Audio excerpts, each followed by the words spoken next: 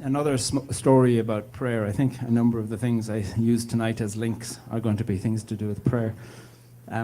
I had chronic illness for about 9 years, which resulted in fairly chronic muscular pain, which was frustrating, and extreme dizziness for about 5 or 6 hours a day. So it meant my work capacity was quite limited regularly. And I learned a lot about people's thoughts about faith, because I was living in Christian community at the time. I learned a lot about people's thoughts about faith in their response to somebody living among the community who was chronically ill. And people said all kinds of things. You know, I was told that it was my fault that I was ill because I didn't have the right kind of faith, or typical things like that. After I'd been sick a number of years, I just gave up giving people quick answers, you know, or giving people what they wanted to hear. So somebody would say, "How do you feel today, Padraig?" And I go, "Dizzy." You know, I'm getting on with it, like, but dizzy. And one time somebody came to me and said, "How do you feel today?" And I'd been sick for 5 years at that stage, and I said, "Dizzy," you know, because I was always dizzy. And she said, "Can I pray for you?" I was like, "Well, if it makes you feel better." So she put her hand on my shoulder and she said a prayer for me. And then after about 30 seconds, she goes, "Are you better now?" And I said, "No. Are you?" Yes. And then I felt justified in my anger, and I walked to Mass and I did the Stations of the Cross, like I did today because it's Good Friday. And I was walking around the Stations of the Cross, and I got to the bit where tradition says that Veronica wiped the face of Jesus. And I thought, damn. Because while I do believe the woman was an idiot to ask me, was I better now? No, I wasn't. Nonetheless, she was possibly doing the only thing she knew how, even though it was stupid, and I wished she hadn't done it. Because I couldn't imagine Jesus of Nazareth stopping with the cross, you know, blood and sweat pouring off his face, going, "Thanks very much, Veronica, that's great. Go home now and feel good about yourself." Do you know?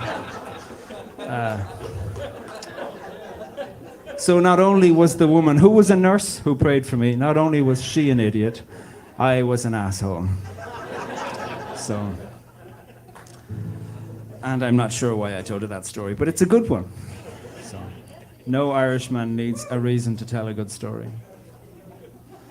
But one of the things that those years did teach me was that life isn't easy, and things aren't easy. And were I to ask you, which I'm not going to tell each other at your table now some of the most difficult things about your life, I think we would hear some very interesting and very sad and very courageous and very brave things in the room here among us.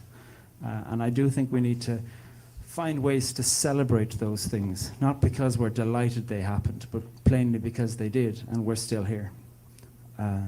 So I put some of the laments of Jeremiah to music, and I'd like to offer them to you in honor and praise of you for the courage that it takes to live.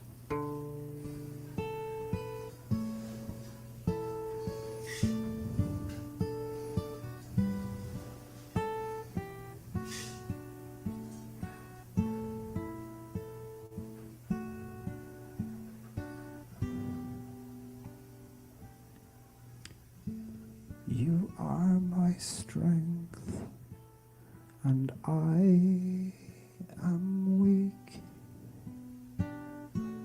You are my strength, and I am weak. You are my strength, and I am weak.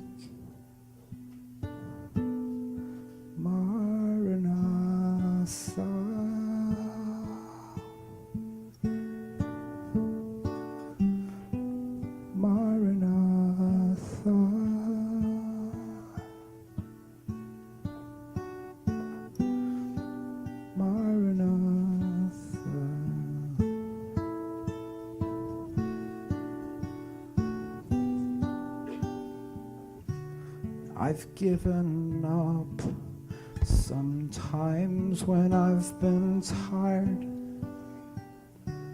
I've given up sometimes when I've been tired. I've given up Sometimes when I've been tired, does it move you?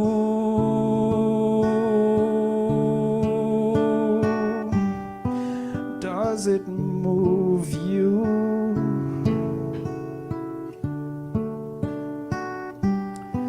Does it move you?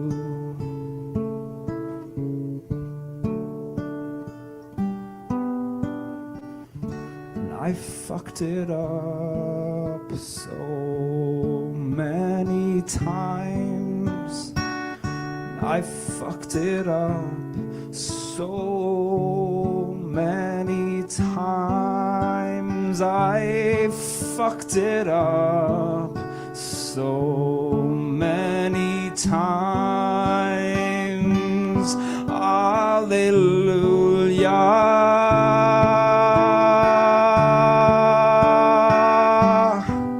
Alleluia.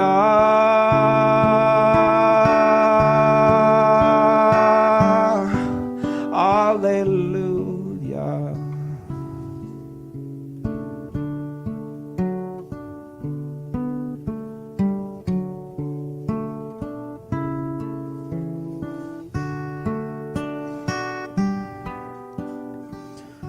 I found my home in Babylon. I found my home in Babylon. I've found my home in Babylon.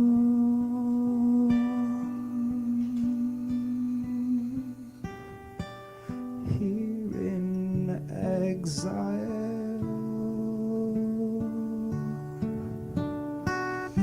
here in exile,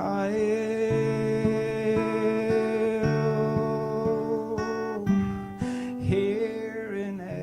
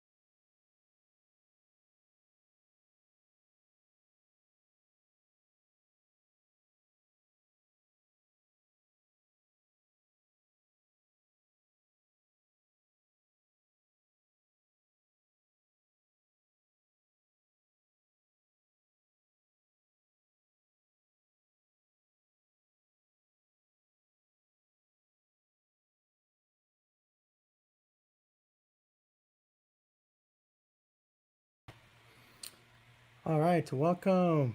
Buenas noches, good evening, guten Abend. Welcome to Tertuliando en Cuarentena, or gathering in quarantine. Depends what mode of linguistic approach we're having today. We're having linguistic English, so so I guess a gathering in quarantine. This is a space of, I would say, accidental intentionality or intentional accidentality. We come together and we find ourselves in this intersectionality of where we experience one another in as most of a human dynamic as we can, and I think it's a special space to explore, divergence and also that intersectionality I'm talking about. And today I actually have a guest coming a bit more towards the east in Ireland, and we have a bit of a time difference today. We actually have a bit of a special program today because we're rolling in a bit earlier on this end. But I don't want to stretch out this intro any longer, so without any further ado, I want to bring up our guest for today, early morning, afternoon, wherever it is you might be joining us from. So poet, theologian, Irishman, and the list continues. Padraig Ó Tuama, Tuama, and I want to engage in conversation with him as I have engaged in conversation with everyone else. Just a lively, honest conversation about where we are in life and how we have gotten to where we are in life. So, without any further ado, let me bring my friend Padraig. Wait. The magic button functions as always. Willkommen, welcome, bienvenido. Hello, Anil. Thank you so Nice to much see for you. joining us. It's a pleasure. Nice to see you. So, Padraig, I think I encountered or discovered of your existence very many years ago, probably, Jesus, man, at least over a decade ago, I would say. And I think you were traveling with your friend Pete. Yeah. In It was the 10 US. years ago. It was 2010. There Yeah. you go. So it marks a decade now. We're older. Yeah. A little. We're more mature. Why is that? You were living in New York at the time, I think, were I you? was living in New York at the time. Yes, I was. Now I'm living in Texas, so there's change happening. I don't know towards where, but there's change happening. But I understand. Back then I think you were touring in was it the Insurrection tour? Was that Yeah, it what was Pete was Pete's. It doing? was Pete's book tour, yeah, for the Insurrection book, and he was doing. I think it was something like 13 dates over 14 nights, 13 events over 14 nights in the States. And he asked if I'd come along. It was great fun. It was my Easter holidays from work. So, yeah, I went along. Very laborious. 13 days and Oh, 14 nights. That was great. Yeah. It's very ambitious.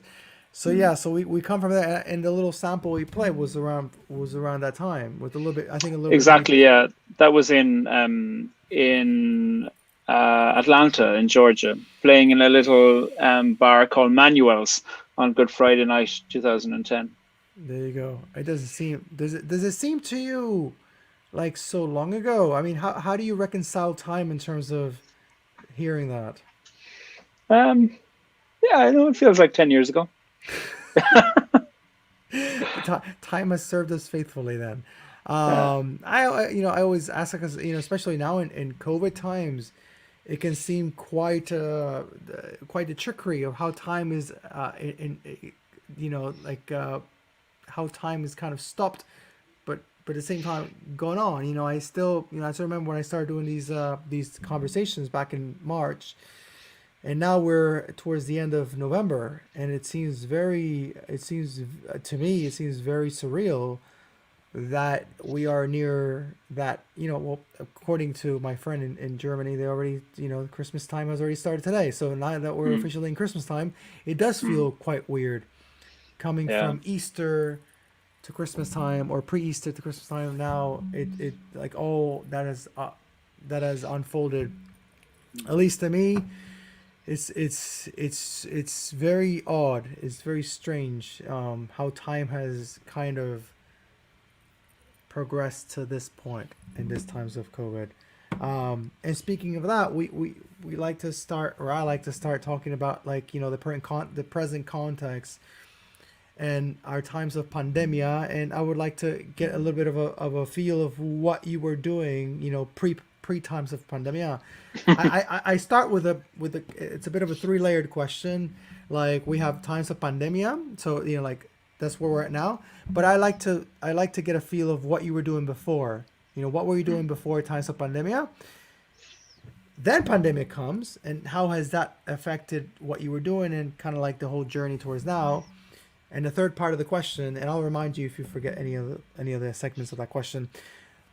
What are your, what sociological observations have you made in terms of pandemia? What do you think this has brought out as far as our human experience? So, pre-pandemia, we're exploring pandemia, and then what are your observations about us as humans, even as yourself? What have you learned about yourself and about others in terms of these times for the last 8-9 months? So pre-pandemia, there was a few things I was doing. One has just continued. I work with On Being Studios and present Poetry Unbound, a podcast from that Minneapolis-based studio and project. And so the first season of that started in January. And so for the rest of this year. We've just continued on recording that, and we're in the last part of season 2 now. So that's been keeping me busy the whole year round. That's lots of recording, sitting in front of the computer, using microphones and recording equipment, reading lots of poetry and preparing for that. But previous to the kind of lockdown from coronavirus, I was traveling a lot on the road, a huge amount. So in January last year, I was in New York, and then in New Brunswick in Canada, in St. Stephen, and then I think I was in Germany maybe, and then maybe not Germany, I can't remember where I was. Lots across to England and Scotland, and then to Australia and New Zealand. And Ireland was shutting down while Paul's my partner, while we were in New Zealand. And so we cut our trip short and came home, and to an Ireland that was unsure. We weren't entirely sure how easy it would be to come in, because there was questions at that stage in the middle of March as to whether airports were going to be letting people in, etc. And so I just came home, and I've been in the countryside ever since. I live miles from anybody, and so yeah, it's been a lot of Zoom calls, a lot of reading poetry. All of my speaking gigs were cancelled, obviously, but then they were all uncancelled once the folks involved in those gigs realized that people would turn up to things on Zoom. So I have been spending a lot of time giving talks to groups on Zoom. Lots of time writing, lots of time doing work for Poetry Unbound and other work for On Being as well. So it's been busy. It's been the longest time in my whole adult life that I've been in the same place for one time. I've lived a fairly nomadic lifestyle my whole adult life. So what are some because you touched there a little bit on what's kept you busy for this during this big parenthesis that we're living in. What are some of your readings, as I mentioned, that third layer of the question, what are some of your readings that comment on what this time has brought upon, and what has brought to the surface in terms of what our human experience is like in terms of these last 8-9 months? Well, I mean, there's the very straightforward truths of the phenomenal inequalities that have been brought forward, and that lots of the sentiments of we're all in this together aren't totally true, because it depends what resources you have as to how you're able to survive. If you have property, or if you have some savings, or if you've got a job, etc., or if you're in a jurisdiction where your income was supported, if you're in a place where your payments or your rent could be supported. Certainly here there was a freeze on evictions. So one of the things that it highlights is the phenomenal inequality that we have. It's just assumed that everybody's Zooming, but that kind of depends as to whether everybody has a phone that can carry Zoom, never mind a computer. So yeah, that kind of strikes me about what's shown there. In terms of other things, I mean, I don't really know how I feel about pandemia. I think I'll know afterwards. I wouldn't say it's been difficult. I've got phenomenal privilege in that. It hasn't been easy, of course. I've missed friends and I've missed all kinds of things, but I'm the kind of a person that I think once it's finished in some form,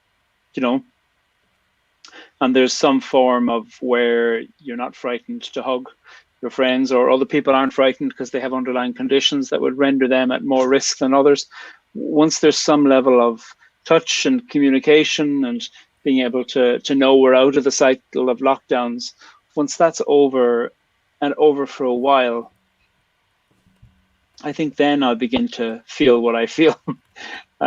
Until then, I feel like it's flaunting privilege to say anything too much about what we're learning, because I don't know what we're learning. We're certainly seeing things. We're seeing inequality. We're seeing innovation. We're seeing how quickly change can happen when change is forced upon us. So we're seeing all of these things. What we make them mean will depend as to what we do. And I don't know what we're going to do after this. A desperate attempt to return to something that we think was normal before, or will some things change? Will there be more people working from home, or more co-working spaces? Will places of employment be more open to people working from home? I don't know. It'll be interesting to see. And hopefully it'll be interesting to contribute in a small way to trying to make something that feels like it's an improvement for all after this. Yeah, and I think that speaks as to, with all honesty, how things unfold in our lives. You know, we can kind of pretend that we kind of know what's going on, but within all honesty and all transparency, it's like, no, I really don't know what the fuck is going on. I'm trying to I just don't. live day by day. Yeah, and trying to observe and trying to pay attention and trying to not be consumed by the news as well as pay attention to it. Yeah. And there's a hard balance to strike, my friend, to for example, you mentioned the news, and to, in times like these where things are a bit more globalized, especially kind of like what the attention as far as the world has been towards the United States in terms of the last few weeks, what was going to go on and what has been going on for the last few weeks. Yeah, how does one pay attention, still kind of remain intact with what's going on, but not let oneself kind of become all spiraled into it, because it's so easy, all the sensationalism and all the kind of like the isolatedness of maybe that protagonistic discourse of like, this is where it's all happening, this is where it's all going down, and then every news outlet has its own little narrative. So kind of break away from that. It is, I mean, it's an exercise that I have not been able to strike that balance, so I kind of steer away a lot from that, because it's very hard to kind of like tune in a little bit, but to still keep a distance, because it's just like it velcros you in. But anyhow, I would really like for me and anyone watching to get to know a little bit more about you, and I like to inquire about some experiences throughout your life that you reckon have been experiences of transformation, that you reckon have been experiences of formation, of catharsis, of Catholic nature. So if you can think of three experiences throughout your whole life, Padraig, that you can iconize or iconically remember, that you feel are key to who you are now, to how you think, how you observe yourself, how you observe the world, what would those three experiences be? Whether it be episodes, very specific incidents, but just some things that you feel have shaped who you are, have transformed who you are as of now. Okay. So, well, I suppose I can think of three. I'm sure I'll edit these later on, but for now, I suppose I'd think of coming to religion, and then coming out, and then coming home. Those three would strike me.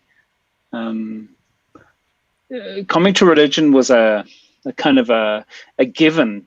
I'm born into a very Catholic Ireland, and coming to religion wasn't, I don't mean that in a private conversion sense like evangelicals might. I mean it in the sense of being born into religion, being born into a culture where God and Mary and Jesus and sacraments and the church and the priest and the bishops and the popes and the nuns and the everything are just part of your culture. And the question as to how language about God is shaped in that has profoundly shaped me. I'm 45 now, and I suppose every number of years I go through a new attempt at trying to find words to describe what that question means for me. These days I tend to think of the question of God as being a question. I like the utterances of the poet in Job, where Job is wondering, how could a good God allow all of this to happen? And Job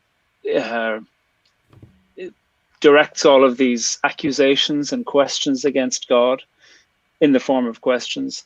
And then the God voice comes back and answers Job with more questions. And so one of the things in this early intuition is that questions themselves are an extraordinary exploration of information and point of view. The idea that questions need to be answered is worthwhile problematizing. So I'm very comfortable being really clear that my life has been spent, like Rilke said, circling around God, that primordial tower. And I think I'm getting further from that circle, but I think that's part of the whole thing.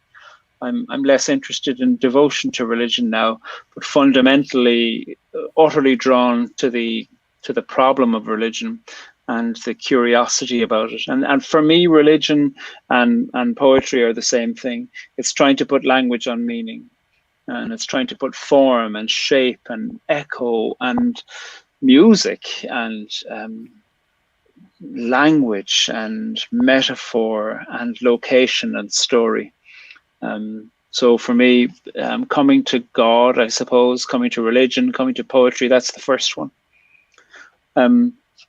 Coming out, I think, is the second icon that I could look at my life through. I always knew I was gay, really, since the age of being around the times that other fellas in my class were talking about girls in a new way. I was aware that I was a faggot, because in Ireland, certainly, you were called a faggot. Everybody was called a faggot if you were terrible at football, or if you were this, or if you were that. Yeah. If you had the wrong kind of laugh, or you wore the wrong kind of thing, or whatever. Not that many people in our class had much money, but certainly classes of boys, I was in an all-boys school for primary school, arranged themselves in masculinist hierarchies very powerfully.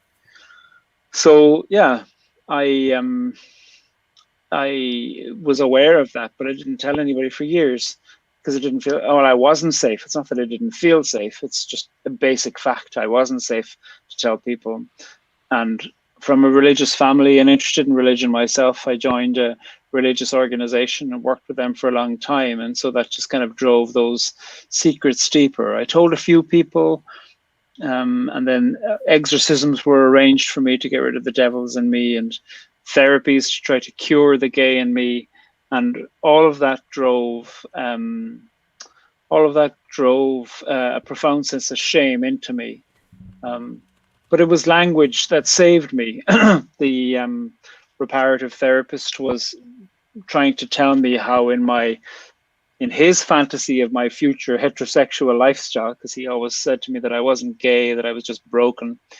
He was trying to tell me that I would be cured somehow. And he was telling me that when I was cured, that I'd find women attractive, and he was trying to tell me which parts of women's bodies I would find attractive in this cured future. And I said to him I didn't want to imagine the kind of sex that he wanted me to imagine having. And he said to me that have was a selfish verb. And I was very frightened of him. He was an authority in my life, really. He claimed to be, and I gave it to him.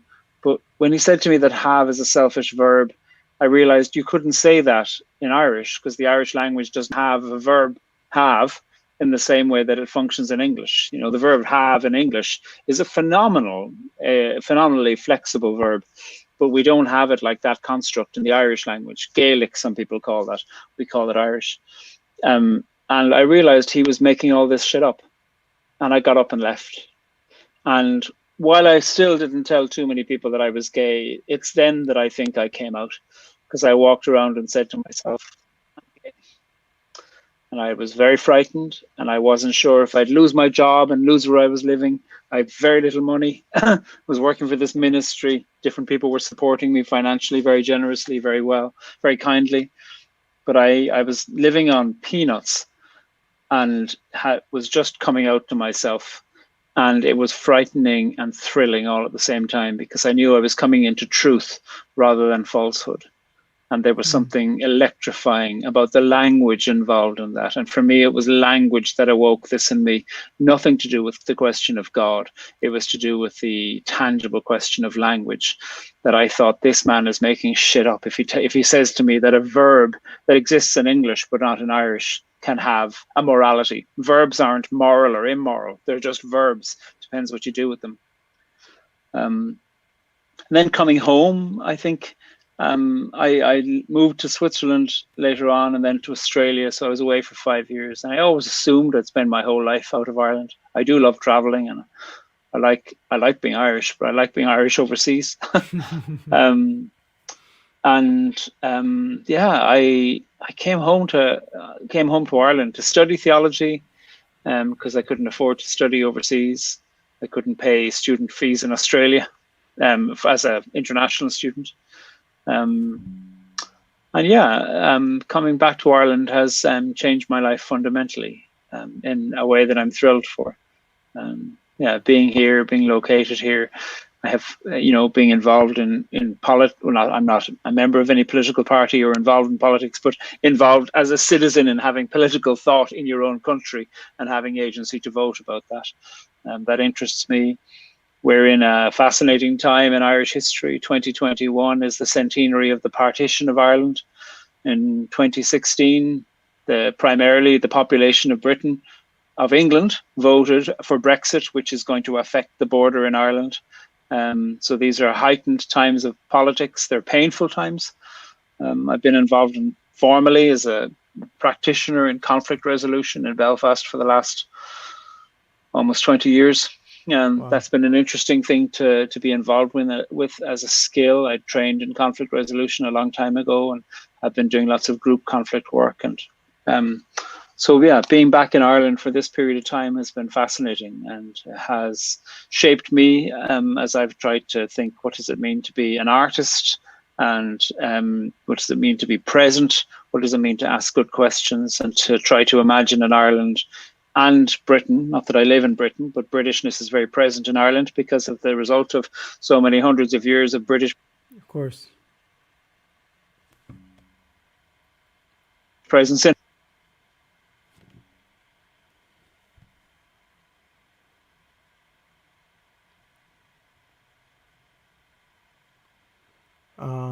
Let's see, Padraig, I think I might have lost you here. Let's see if you can, maybe you're, give me a second, because I'm back now. there we go. Yeah. So yeah, I left you off, basically about, Can you hear me? yes, I can. I guess colonialist I can't hear dynamic. you. You can't hear me? Okay. Give me a second. Dun. Change, let me write you here.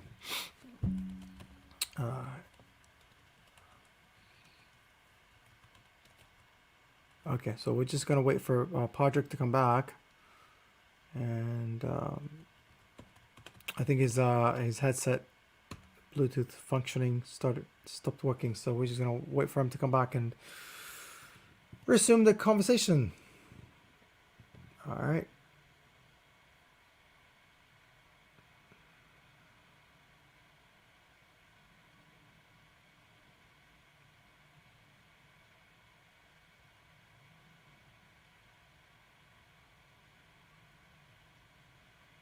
Back. All right. Can you hear me?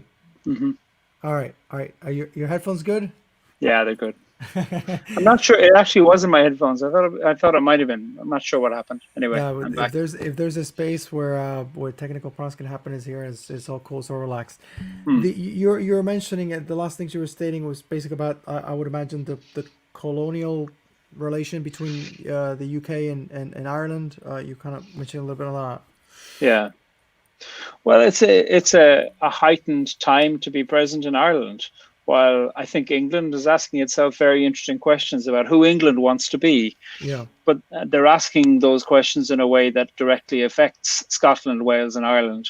And I often think that one of the benefits for England would be if the United Kingdom did break up and England suddenly had to face itself within its own borders, because I think on a global scale, the hundreds of years of colonialism was England not facing its own class warfare. And now, and maybe a little bit through the Commonwealth, but then certainly through this thing called the United Kingdom, which is only 200 years old. It's not this thing that's existed forever and ever. And so, well, certainly the bit that where they annexed Ireland into it, maybe it existed with Scotland before. I think it did. But one of the things that I think England needs to do as a country is to face, what does it mean to be English? And I think everything else has been a distraction for them up until now. A war-making, genocidal, annihilating, culture and language destroying distraction. But England has extraordinary giftings and capabilities and dignities and cultures and languages within it, Cornish and magnificent languages apart from English that are indigenous to the area. But I'm not sure that England has ever spent enough time looking at those. And I really, really wish them very well in that. I don't wish England to receive what it gave to the world. But I do think that the last number of years of the Brexit project has been a kind of a displacement of English anxiety about who England is, as they try to think that under the guise of what Britain means and what the United Kingdom means. Certainly in the north of Ireland in 2021, we're facing into the centenary of Irish partition by Britain. And yeah, they're complicated times to pay attention to. I'm committed to thinking how we can do these democratically and with tremendous peace and with tremendous cooperation and the opposite of grandstanding. How is it that people can use language paying attention to themselves and each other in the world with each other and say the kind of things to each other that they wouldn't say to each other normally? That, I think, could be very interesting if we could get political leaders who had that kind of courage instead of some bombastic leaders who are interested in self-aggrandizing themselves. That bores me, and it's also dangerous. You know, I think of the little tiny bit I know about Irish history, and I think of Puerto Rican history, and I think of some Puerto Rican freedom fighters that were very influenced in the Irish Revolution, and like Pedro Albizu Campos and some of the people that spent some time with Irish people that were freedom fighters themselves. If you had to, just to give it a little bit of context, just very briefly, what was, I mean, how do you do it very briefly, but how do you kind of sum up a little bit of what has been that Protestant Catholic or that which is part of, not all, but of the tumultuous times in Ireland, and not to even bring about the United Kingdom element to it, but if you could sum up like a history lesson in Cliff Note version, how would you sum it up in terms of like the last 150 years of a 2-minute history? You're a terrible man, Angel. Yeah. Well, I wouldn't is the answer. First of all, speaking about Puerto Rico, I'm sure you know this magnificent poet, Martín Espada. Sí. Extraordinary. I'm not familiar with this book, but I remember. Yeah, I am familiar with his name. Yes. So Martín and I interviewed him a few months back for the Dodge Poetry Festival. So we've maintained a lovely correspondence, and he's written some lovely Puerto Rican poems while he was in residence in Ireland, in the west of Ireland. So he's a fascinating cultural bridge, and corresponding and talking with him has made me, well, I've been reading lots more of his poems and hearing about the Puerto Rican experience in New York City and that vibrant culture that he grew up in, and his father, who he pays great homage to in that particular book that's full of elegies. So I think he was saying to me that there is a vibrant exchange of ideas and politics and pain regarding Ireland and Puerto Rico. There's a lot shared. In terms of the last 150 years of Irish history, I mean, I think there's a couple of stopping points. First of all, so the British had been coming across to Ireland for hundreds of years, trying to conquer the whole thing. But Ireland wasn't a whole, there was Dublin, but then, conquering Dublin didn't mean very much to the west of Ireland. So 1801, so 220 years ago, this thing called the United Kingdom of Great Britain and Ireland was declared. Suddenly Ireland was part of this United Kingdom. That wasn't a democratic vote at all. Of course it wasn't. There was widespread suppression of the Irish language, beautiful, stunning language. I think it's the oldest written literature in Western Europe is in Irish. And then Ireland was being used really as the farm for Britain. 60% of the corn and 70% of the beef being used in Britain was being farmed in Ireland. 1845, there was a famine.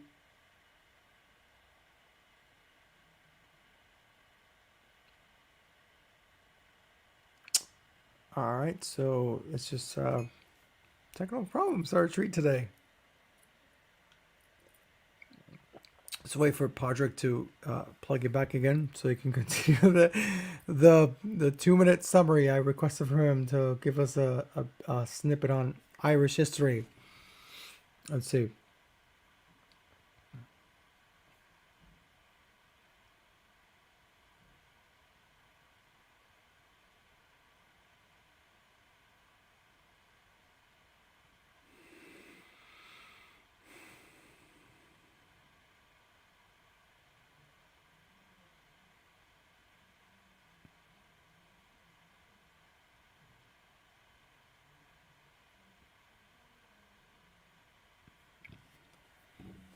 So right now we're just waiting for Padraig to come back in. Oh, vale. Continue the history lesson. Yeah, 1845, there was a famine in Ireland, which some people, not Irish people, call a potato famine. There was a failure of a potato crop, but that wasn't the cause of the famine. The cause of the famine was that Irish people's food was not being allowed to be given to Irish people. It was a policy famine. And that's always important to know, that famines are rarely natural. Famines are the exploitation of a natural crisis for political gain. So 1 million people died in 3 years and 1 million people left. In 1845, the population had been 9.5 million. By 1880, the population was 4 million. So that's a phenomenal drop. Ireland is the only country in Western Europe whose population is less now than it was in 1845. Wow. And and significantly less. So yeah, that was a devastation. 1916, Ireland there was a revolution which the British suppressed and then executed the leaders of it, and it was actually the execution of the leaders of this revolution that exacerbated people into really getting behind saying Ireland wanted its own independence. And Britain had been planting loyal British subjects in the north of Ireland for a few hundred years, taking land and giving it to British subjects. And so by 1921, when Ireland was gaining its independence, there was lots of British subjects who had been living in Ireland, but they weren't calling it Ireland. They were calling it part of the United Kingdom, and they didn't want to be part of a new independent Ireland. And so a compromise was agreed to give most of Ireland independence, but to preserve this northern corner of it as still part of the United Kingdom. So the United Kingdom became, rather than the United Kingdom of Great Britain and Ireland, it became the United Kingdom of Great Britain and Northern Ireland. Everybody's white, everybody's kind of the same genetic makeup, not the same linguistic or cultural makeup. And therefore, one of the distinguishing features was where you went to church. And primarily, you can say that in this new Northern Ireland created in 1921, that people who were of British extraction considered themselves to still be in the United Kingdom. They didn't consider themselves Irish, and they were Protestant. People in this new Northern Ireland, this new jurisdiction, whose family had been in Ireland for hundreds and hundreds of years, who said, we are Irish in Ireland, were Catholic. And so the question of Protestant and Catholic really is down to what you think of this jurisdiction that was created. Do you think it was a valid jurisdiction, or do you think that was an act of war? And so lots of people today, and I'm very reluctant to talk about Northern Ireland, because I see that was created literally as a Protestant state for a Protestant people, or another way of saying that is a British state for a British people. You pay taxes to Britain. the structure of stuff in the north of Ireland is British, and I'm Irish in Ireland, but I live in the north, but I'm not a foreigner. And so the question really is, what happens to those of us living north of the border, and how do we pay attention to the impact of that border? The first half a century really of this state of Northern Ireland was explicitly anti-Catholic, by which I mean anti-Irish. And so then there was a civil rights movement rising up, not just of Catholic people, Catholic and Protestant people, saying that the working person was being treated poorly. In the late 60s, that movement was rising to a height. It was quite organized, and a separatist movement, a terrorist group, the Irish Republican Army, took all that energy and inflamed it into a violent conflict. They would justify that they were returning violence for violence. So they said they were the equal but opposite side of the British Army, and that this was just responding to war with war. That's what they would say. The British called them terrorists. The idea for me that terrorism only lives on one half of that equation and the other half is justified is fundamentally problematic. I think the IRA were terrorists. Colonialism is also terrorism. And so I see atrocity coming from both sides, and ascribing one side to the other doesn't diminish accountability or blame. So yeah, I think those are, and then we came to the end of that in 1990. Well, it's the beginning of the end with a peace agreement in 1998. And peace agreements only begin when they begin, rather than achieve or end anything. Ultimately, in conflict resolution, you need to imagine that for as long as the conflict took to escalate, it will take the same amount of time afterwards for it to normalize. And so really asking, have we achieved peace in the last 20 years since the peace agreement? That's an inappropriate question. You really need to measure at least 80 years, maybe from the time of partition to the time of the peace agreement, and measure that again afterwards. So really in about 2078, that'll be the best time to begin to ask, have British-Irish relations normalized in the question of Britain and Ireland? Yeah, to have an honest conversation about that, and that's a fair point That's a fair point to address. You mentioned part of the work you do is conflict resolution, and not anymore, but I used to. But that is a it references where you're coming from. It references the experiences you had. And I'm glad you clarify you're no longer pilgrimaging in that experience, but I guess that's within your diaphragm of your being in terms of how that has probably shaped you and the experience you've had. But I don't want to put words in your mouth. So can you tell just very briefly, coming from that context, what does that look like? Like conflict resolution, maybe within the specificities of what kind of situations you would delve into that made you a person that worked in that type of scenario. Is it clearly connected with that context that you kind of described? Yeah, every city in the world will have conflict resolution practitioners, professional and local, and in between. I trained in conflict resolution because I was interested in the community impact of conversations about Britishness and Irishness.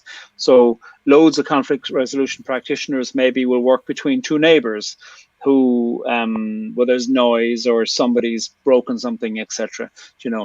I don't do that kind of conflict resolution. That's where I trained, and then I specialized in group work.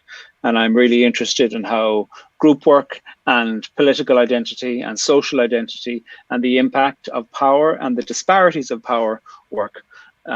So particularly I did stuff in the north of Ireland here about Britishness and Irishness and the impact of trauma and terrorism. And also then worked with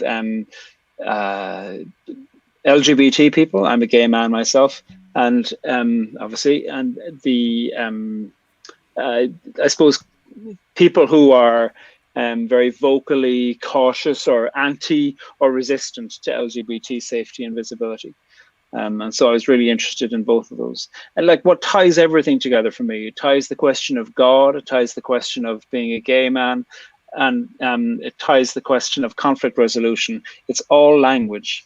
Language holds everything together for me. What language will we use? How will we speak words to each other to put shape and sound and meaning, and hopefully understanding, if that can be granted back, around what the experience of being you, me, in the shadow of you has been like, and what the experience of being you, being me, with power over you has been like. How do I reckon with my own power, and how do I reckon with my own pain, and how do we do that in public, and how do we do that in light of political realities, and how do we do that in a way that's going to hopefully build something together, rather than just think, I wish to God you'd go away and shut up and die.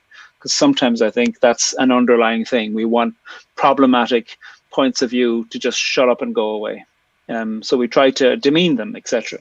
So how can we have a creative way of approaching each other?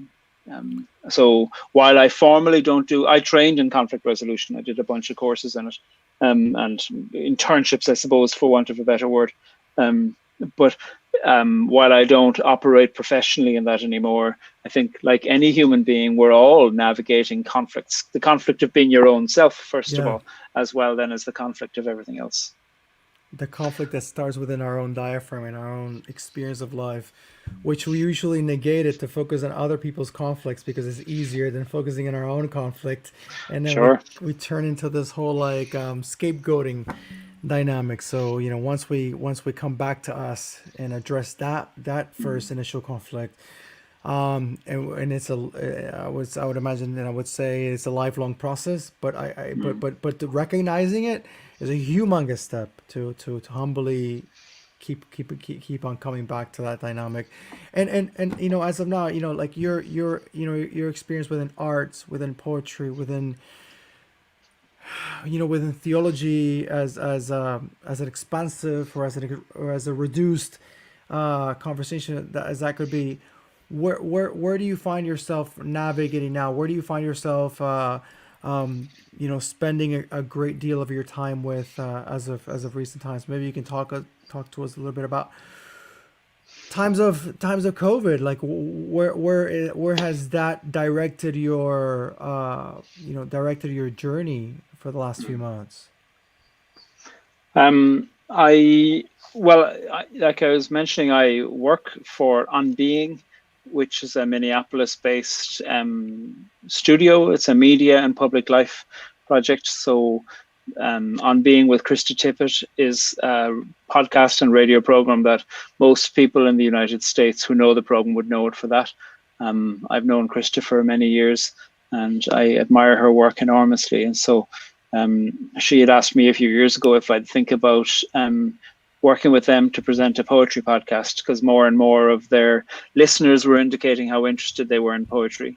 So we came up with this format for a podcast called Poetry Unbound, where I'd read a poem and then do a little reflection on it and read it again. So it's kind of 12 to 15 minutes long. So we've had 2 seasons so far. We've kind of been amazed at having, I think, close to 2.5 million downloads so far this year of the podcast. And it's been extraordinary to hear how many people's interest in poetry and interest in having poetry that speaks to the story of their lives have increased. It's not my own poetry. It's never my own poetry. It's other people's poetry. So we read a poem of theirs, do a reflection on it, and read it again. And the reflection isn't just to speak about the art of the poem. It's also to speak about the wisdom of the poem, or the pain of the poem, or the curiosity or the lament of the poem, or the declaration of the poem, or the humor or the love of the poem. It's to have a poem that's facing outward toward people. I think so often what we hear is that people want to love poetry, but their experience in school made them come away thinking, oh God, I hated the examinations, or I hated writing essays on poetry because I was being asked to, I'm not entirely sure, are you gone? I'll keep on talking. People were saying how they were hating being examined in poetry because they were being asked to write what did the poet mean, and why did the poet write that, and they don't know because the poet's not there or the poet's dead. And ultimately what you want is to give people the confidence to say, here's why I love this poem, here's why this poem moves me, and here's a few things to notice about the poem, here's some of the technique but the technique is to notice so that you can feel some of the impact of the poem. It's not just to be a smartass, it's to go, oh, here's a poem about a cave. We had a poem from the poet Paul Tran the other week, and the poem is about going into a cave, and the poem has echoes the whole way throughout it. It's because the poem is meant to sound like when you're in a cave and there's an echo. And so we point out, but the poem isn't saying this is why I'm doing it. The poem is just being its own artful, brilliant self from Paul Tran. And that's fantastic. And so by pointing some of those techniques out, when we return to the poem a second time, therefore we realize, oh, listen to that. You hear it, having heard it being pointed out in the reflection. And so many people write to us to say, I loved poetry in my life, but I was embarrassed because I didn't have the terminology, or, I didn't do very well in the examination, or I had a terrible English teacher, or I had a brilliant English teacher, but I don't have that English teacher anymore, or literature teacher if it wasn't through English. And so what people are saying is that it's giving them a vocabulary to return to a love of poetry that they've already had. And so I deliberately left conflict resolution to focus on poetry. What I realized is that conflict resolution that doesn't have an end to creativity is probably going to continue on in conflict. I'm really interested in how conflict resolution can be seen as, let's find a way to address our conflicts so we can move into greater creativity. We resolve conflict for a purpose of goodness. And creativity is a great goodness. And I don't just mean in poetry. It could be art. It could just be walking your dog. It could be living a safe and kind and friendly life. That's a creative use of your time. It could be planting. It could be being involved in politics. It can be being involved in justice. So finding a way to live in a way where you're contributing to creation and the creation of something in better global equity, better environmental policy, more music, etc. All of those things are tremendous ways to make poetry with your life on the far side of conflict. So you would say, like, for the last, would it be safe? And I definitely don't want to put words in your mouth. So I bring this out, and I want to hear your feedback. For the last few years, in terms of your religious involvement, or in terms of identifying it as some direct kind of link to, given your theological background and stuff, have you, I don't want to say steered away from that, but have you expanded from that it is not necessarily sequestered in that linguistic realm, where it's like, well, I approach religious themery, like or themery, or it would that be kind of like a safe assumption to make? Like, you've kind of you're definitely exploring that, but it's not limited to that. If I'm not even suggesting that it was ever limited to that, but in this program that you explore with Krista Tippett, and in the scenario that you find yourself in, it is it's I don't want to sequester your words, but like I want to explore into the kind of like the expansiveness and just like the evolution of how we find ourselves sort of going from a very specific thing, and then how that grows into something that we would love to kind of label into one thing, but it just keeps on growing to something bigger. Well, like, one of the things that you discover in studying theology is that how much of theology is poetry. If you took out all the poetry from Hebrew Bible, you would not be left with much. There is a phenomenal amount of poetry, some of it in the form of song, some of it in the form of prayers, some of it in the form of poetry or aphorism, some of it in the form of erotica, some of it in the form of apocalyptica. And so much of that, if you took all of that out, you would not be left with much. And so I suppose I do feel like everything I'm doing now with poetry has been phenomenally enhanced by a deep study of religion.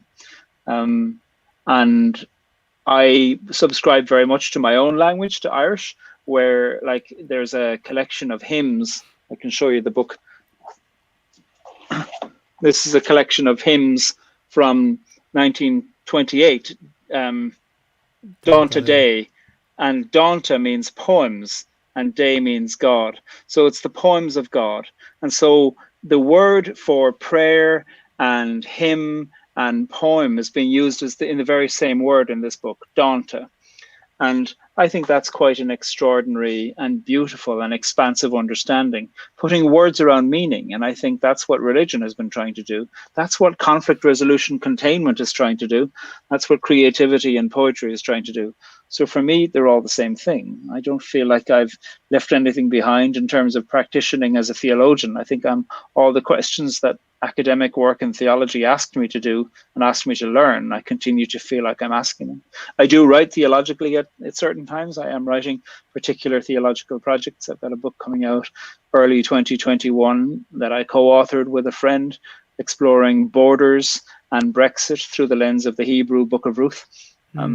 So I am very interested in theology and the magnificent contributions of theological and biblical literatures to contemporary questions, because these are ancient texts that really deserve to be written or to be read in a way that is honoring of the insight and the artistry of them.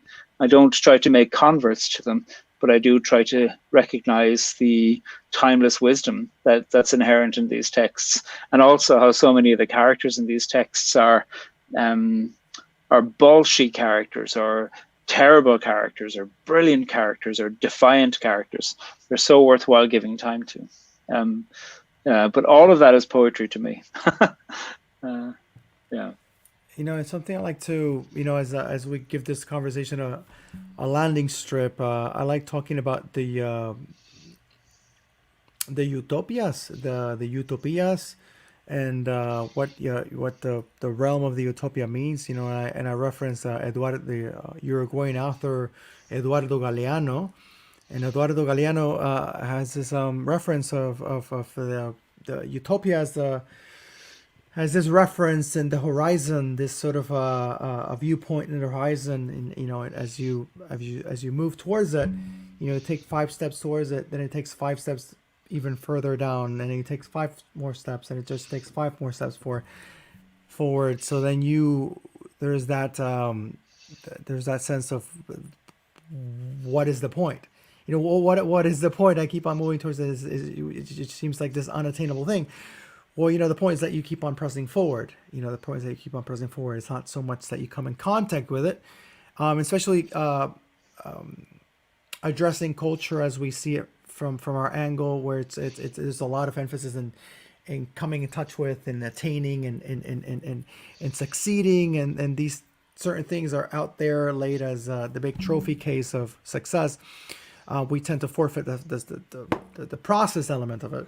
So as a last question, I would like to ask you, what are your references in terms of utopia? What are those references that keep you going, even in times like this, that allow you to keep on pressing forward and keeping you mobilizing?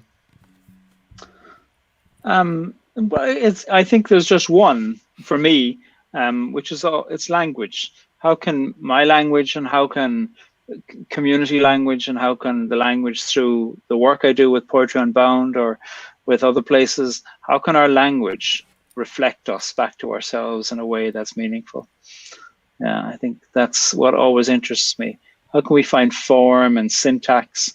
How can we continue to speak truth to each other in a way that creates and recreates us anew towards each other? By that, I don't mean fancy language. I mean language that feels sometimes brutal, sometimes beautiful, sometimes both. But it has the quality of building trust, and it has the quality of self-reckoning, as well as the quality of justice. All of those things interest me in terms of how we can go forward. I think, and with that's not just a concept thing for me.